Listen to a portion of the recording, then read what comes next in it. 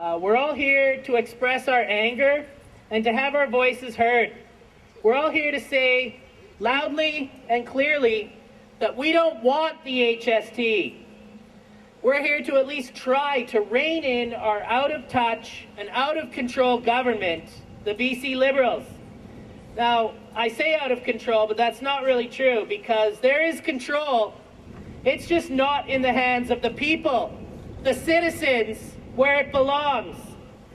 Instead, Gordon Campbell is listening to his political masters, the big businesses and the giant corporations that paid for his campaign, and they're the ones that will truly benefit from this HST. But I believe that there is more to the HST than anybody's talking about. It's not about efficiency or businesses saving money and supposedly passing those savings on to us, which with the GST, I'm sure we all remember, they didn't do that. The HST is about the centralization of power into the federal government. Why has Gordon Campbell and his Liberal team constantly lied to us, constantly spun the truth about the HST? I'll tell you why. It's because they know that if we the people were told the truth, there would be an uprising like what we have right now. There is a sly, concerted effort in almost every country in the world today to centralize power and to centralize government.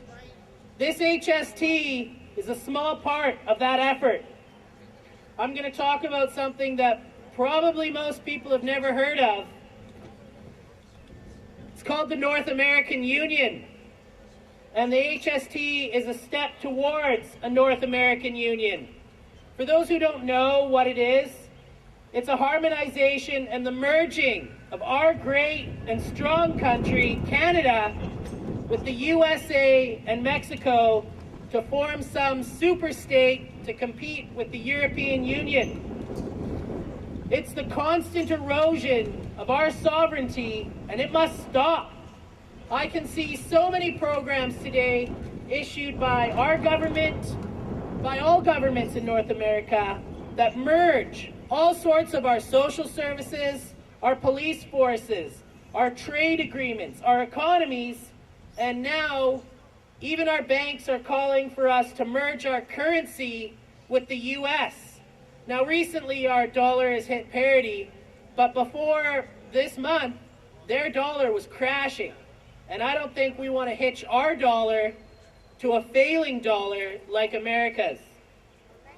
Or Mexico. And who is pushing this merger?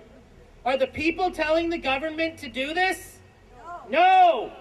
The real menace to our free society is the invisible government, which like a giant octopus sprawls its slimy tentacles over our cities, our provinces, and our country.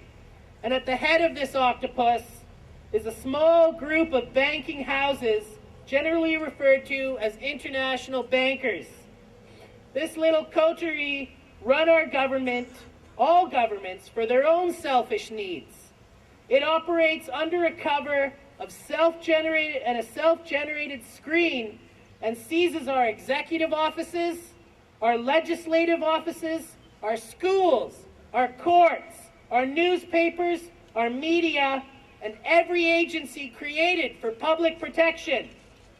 And they are successful because the moral citizen cannot accept the conclusion that other individuals would actually wish to create incredibly destructive acts against their fellow citizens. The HST is a step towards a North American Union, and a North American Union is another step towards a world government. We don't want a world government run by the UN, run by the EU, run by anybody. I want decisions for BC to be made in BC. I want decisions about Canada to be made in Canada. Let's make that mean something.